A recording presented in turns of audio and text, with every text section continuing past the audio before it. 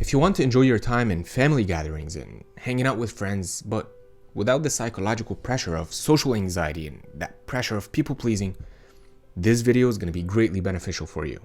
Gathering with family and friends is important for us as humans. We're social animals. But for many, these gatherings bring up discomfort, especially when we experience nervousness, overthinking, and high degrees of stifled speech. Like we don't sound like our true authentic selves anymore. Well, why does this happen in the first place? The root cause of such social anxiety symptoms originates from self-limiting beliefs.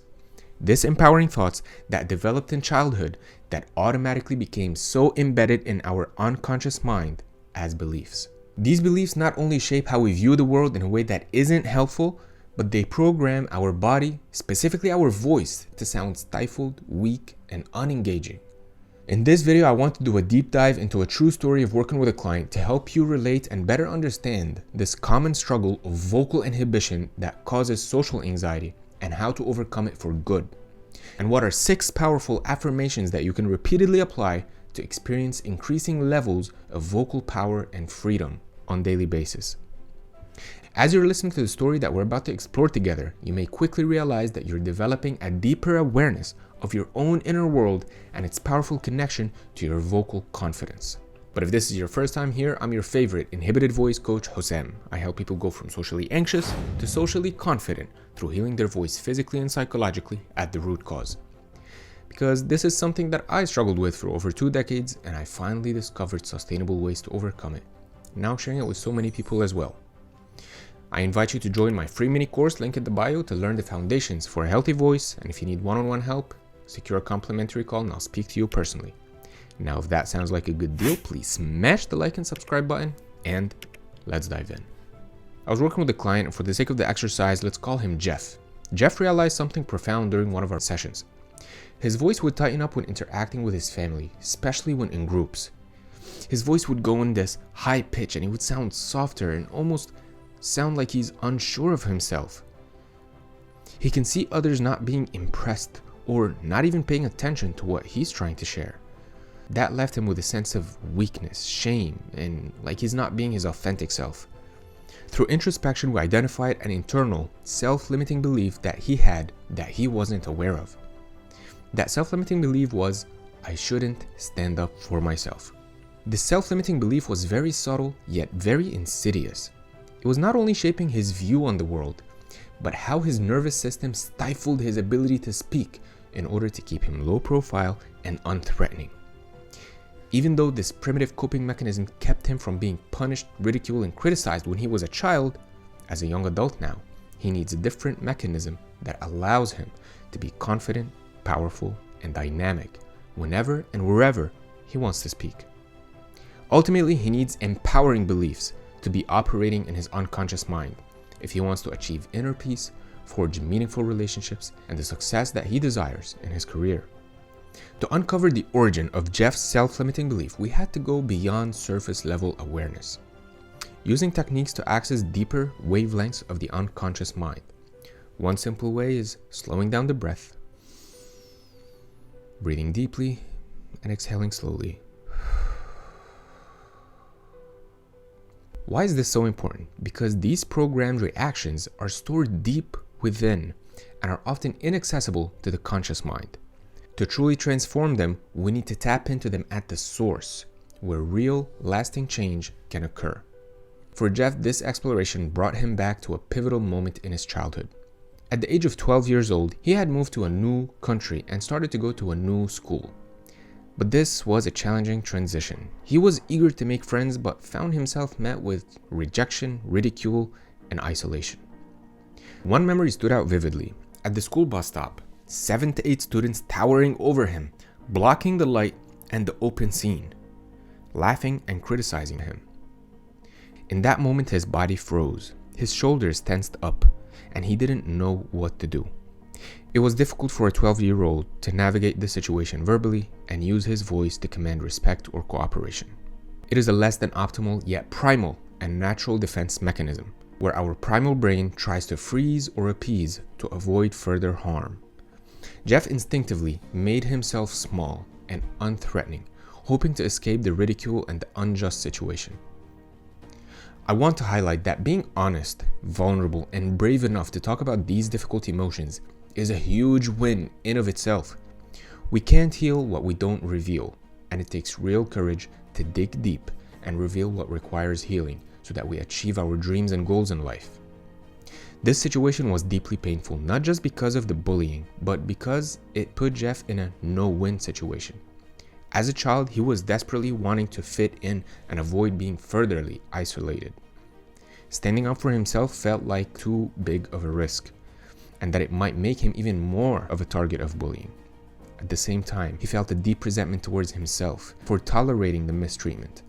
This inner conflict between the need for acceptance and the desire for self-respect created a lingering wound that followed him into adulthood. As we delved deeper into the memory, Jeff began to connect the dots. He realized that in social situations as an adult, even when he faced a slight bit of disapproval, he would unconsciously revert back to feeling like that nervous 12-year-old boy. His voice would tighten, his words would feel stifled, and his presence would shrink. This wasn't just about the past. This was actively shaping his present. It was limiting his sense of well-being and how he showed up for his loved ones, co-workers, and everyone else. To help Jeff break free, we worked on neutralizing the emotional charge of this memory. By simply sitting with the emotion, breathing into it, and relaxing the muscles in the body, recognizing that it's safe to feel any emotion. Recognizing that you are not your emotions. He is not his emotions. Meaning that if in that memory he felt nervous, it doesn't mean that he's a nervous person. It's not his identity. If in that memory he felt weak, it does not mean that he is a weak person. It is just an emotion, and he is not that emotion. He can simply feel the emotion, let it work through his body, and it's going to dissolve and evaporate. This process can take anywhere from 10 seconds to several minutes, depending on the size of the emotion that needs to be felt and processed. I actually just did a guided daily meditation video to boost your vocal power, where I go through this method of processing difficult emotions more deliberately. I'll link it for you in the description below so you can watch it after this video if you feel it will be beneficial for your journey. Then we use the life coaching NLP technique, neuro-linguistic programming, called Map Across. We revisited this moment with all its accurate details in order to dismantle it piece by piece. You see, all memories stored in our minds have details that make the memory up. If we begin changing those details with the right methods, the memory changes along with the self-limiting beliefs that are attached to it. For example, Jeff began addressing the monumental presence of the 7 to 8 bullies in his mind. He was able to shrink them down to normal size, making them equal to him. But this wasn't enough. You see, Jeff's self-image was smaller than normal in that memory. So he actually restored himself to normal full size. Magically and miraculously, everyone in the memory stood as equals. Nobody was towering over the other. Everyone had complete self-dominion and self-sovereignty over themselves. But we didn't stop there, because true healing comes from replacing old patterns with new empowering beliefs.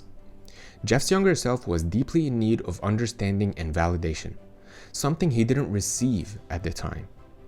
As the renowned author Brené Brown says, shame cannot survive being spoken. By bringing this memory into the light of awareness, Jeff began to release the deeper layers of shame, fear, and guilt that had held him back for so long. I'll share with you 6 affirmations inspired by Jeff's story in the form of reframes to help you reprogram your unconscious mind to feel more confident sustainably. I am learning how to alchemize fear into self-worth, love, and courage, reminding myself that I am inherently valuable. I easily transform shame into the ability to be fully present in the moment. I'm learning this easy way to dissolve guilt and replace it with the understanding that I am safe and I am okay as I am. I used to believe that because they are powerful, I must be inferior, but now I'm embracing the truth that we are all equal and no one is more powerful than the other. I have this ability to recognize any self-limiting beliefs that are false and immediately shift them into true empowering beliefs that are more in alignment with my values and with reality. I'm learning that standing up for myself does not have to be a drastic change all at once. That I can begin to be kind, loving, and encouraging to myself while giving myself a lot of grace. As you hear these words, you may feel a growing sense of clarity and empowerment within yourself, as if a light is illuminating your own path of healing. I invite you to write these affirmations down or listen to them repeatedly to saturate your unconscious mind with them so they become the new programming, which will subsequently attract more of the good things that you truly deserve in life. These are actually some of the permanent shifts that we were able to install in Jeff's unconscious mind to help him reclaim his sense of self-empathy, self-understanding, and self-ownership. He no longer needs the approval or acceptance of others to feel whole. His focus turned inward instead of outward, towards his own self-acceptance, his own self-empathy, and his own self-understanding. With this deep transformation, Jeff experienced a profound shift in the way his voice feels. The tightness and the stifling sensation were completely replaced with a sense of freedom and ease. His voice became fuller, more natural, and confident. But why does this happen? Why does our psychology directly impact our voice so immediately? Well, your voice is more than just a physical tool. It's a reflection of your inner world. When you heal the emotions and beliefs that weigh you down, your voice naturally follows, becoming a truer expression of who you are. The more layers of self-limiting beliefs you shed, the more authentic your voice will come through. But of course, the psychological aspect is 50% of the solution. The other 50% is vocal retraining. We then practice some dialed-in vocal exercises to release the tension that has been accumulated in the voice for decades at the musculature level. Then we reactivated and strengthened these muscles around the vocal cords that have been deactivated due to the suppressed expression, to make sure that his voice is strong, reliable, and sounds confident. If you've been struggling with an inhibited voice, remember that your psychology informs your voice and your voice informs your psychology. They are so interconnected. Unlocking your voice requires transforming those self-limiting beliefs, suppressed emotions, and vocal inhibition so that you can speak with confidence and comfort for life. Subsequently, you feel increased sense of inner peace, more joyful and meaningful relationships, and more fulfillment in your career. Your voice is the primary tool for the world to receive the gifts that you have to offer, and it's so important to pay attention to it. I hope you found this video insightful and inspiring. If you did, please smash the like and subscribe button so the knowledge reaches more people that need it. Join my free mini course to learn the foundations for a healthy voice. If you need one-on-one help, schedule a complimentary call and I'll speak to you personally. With that, stay well, much love. I'll see you in the next video.